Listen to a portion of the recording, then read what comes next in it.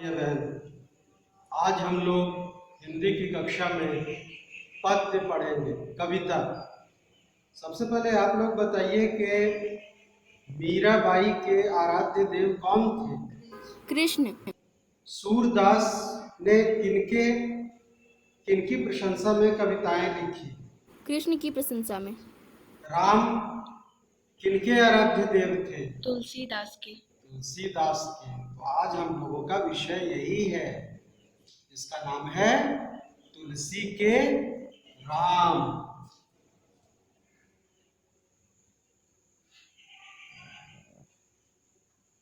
आप लोग जानते हैं कि तुलसीदास ने राम को ही अपना आराध्य देव माना और राम की ही प्रशंसा में कविताएं लिखी और राम का गुणगान किया। तो सबसे पहले हम कवि तुलसीदास के बारे में थोड़ा सा जाने। इनका जन्म 1511 ईस्वी में उत्तर प्रदेश में बांदा जिले के राजापुर गांव में हुआ था। पिता का नाम आत्माराम दुबे था, माता का नाम तुलसी। लेकिन बचपन में ही दोनों स्वर्ग सिधार गए। तुलसीदास को बचपन में बहुत सी कठिनाइयों का सामना करना पड़ा। इन्होंने जो कविताएं लिखी वो अवधी भाषा में लिखी। अवध में बोली जाने वाली भाषा अवधी। उस समय हिंदी का जन्म नहीं हुआ, तो लोग आंचलिक भाषाओं में कविताएं लिखते। इनकी प्रमुख रचनाएं सबसे प्रसिद्ध तो रामचरितमानस, फिर कवितावली, दोहावली, विनय पत्रिका। तो यहाँ जो कविता तुलसी के राम आपके पुस्तक में दी गई है, ये कवितावली से ली गई है।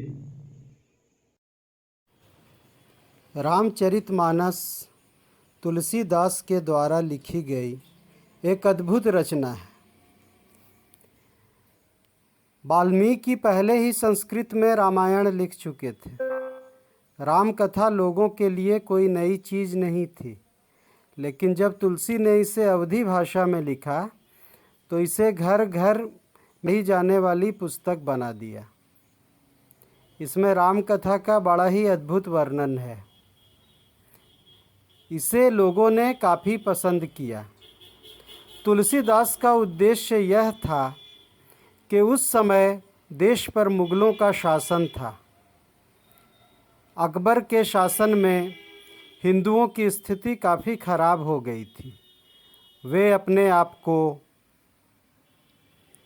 बहुत ही दबा कुचला और निरीह समझने लगे थे। तो तुलसीदास का उद्देश्य यह था कि लोग राम कथा को पढ़ें और अपने अंदर राम का आदर्श जागृत करें। तो सबसे पहले आज हम कविता की 4 पंक्तियों का अर्थ जानेंगे और इसमें जो शब्द हैं उनके बारे में जानेंगे। तो पहली 4 पंक्तियां। अवधेश के द्वारे सकारे गई सुत बोध के भूपति लैनिक से। अब लोकी हो सोच विमोचन को ठगी सी रही जेना ठगे दिक से। कविता की पंक्तियों में एक स्त्री अपनी सखी को बता रही है कि सुबह सुबह मैं जैसे ही राजा दशरथ के दरवाजे पर गई तो राजा अपने पुत्रों को गोद में लेकर बाहर निकले। उन चारों पुत्रों की छवि इतनी मनमोहक थी, इतनी मनोहर थी कि मैं ठगी सी रह गई। उनको देखकर मैं अपनी पलकें झपकाना भूल गई। देखिए कितनी सुंदर कल्पना कवि ने की है। अगले 2 पंक्तियों में ध्यान दीजिए। तुलसी मन रंजन रंजित रंजन नयन सुखंजन जातक से। सजनी ससी में सब सिर उभय नव नील सरोरु सेविक से। वो स्त्री कह रही है कि उनके काजल से रंगे आंख इतने सुंदर लग रहे थे मानो खंजन पक्षी के बच्चे की आंख है। कितनी सुंदर तुलना की है कवि ने। ऐसा लग रहा है मानो चंद्रमा में दो नील कमल एक साथ खिल उठे हो, यानी उनके आंख नील कमल के समान है। ऐसा लग रहा है मानो चंद्रमा में दो नील कमल एक साथ खिल उठे हो। तो अब हम इसमें कुछ नए शब्दों के बारे में जानेंगे। कविता में लिखे हुए कुछ नए शब्दों के बारे में जानें। पहला शब्द है अवधेश, मतलब अवध के राजा।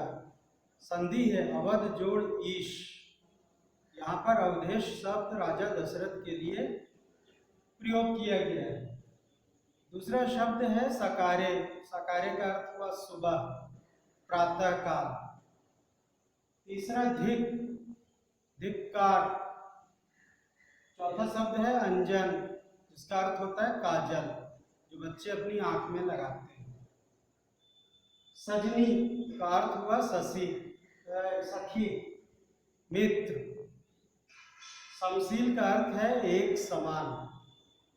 सरोरु कमल, नीरज, पंकज। और शशि का अर्थ चंद्र, यानी चंद्रमा। अगली पंक्तियों पर ध्यान दीजिए। तनकी दुति श्याम सरोरु। श्याम का मतलब सांवला। आप जानते हैं कि राम का शरीर जो था वो नीलापन लिए हुए था। लोचन कंज की मंजुलताई है, अति सुंदर सोहत धूरी भरे, छवि भूरी अनंग की धूरी धरे।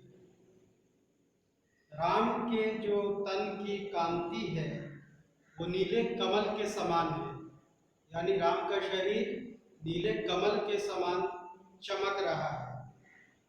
और यह इतना कोमल है कि कमल की भी सुंदरता से भी ज्यादा कोमल है, कमल से भी ज्यादा कोमल है। अति सुंदर सोहत धूरी भरे, उनका धूल लगा हुआ शरीर इतना सुंदर लगता है। छवि भूरी अनंग की दूरी धरे, उसके सामने कामदेव की भी सुंदरता फीकी पड़ जाती है। कामदेव के बारे में आप लोग जानते हैं कि वो सबसे सुंदर देवता माने जाते हैं। तो दोनों पंक्तियों का अर्थ यह हुआ कि राम के शरीर की जो चमक है वो नील कमल के समान है, और वो नील कमल की सुंदरता से भी बढ़कर है। धूल लगने पर उनका शरीर इतना सुंदर दिखता है कि कामदेव की सुंदरता भी उनके सामने फीकी पड़ जाती है।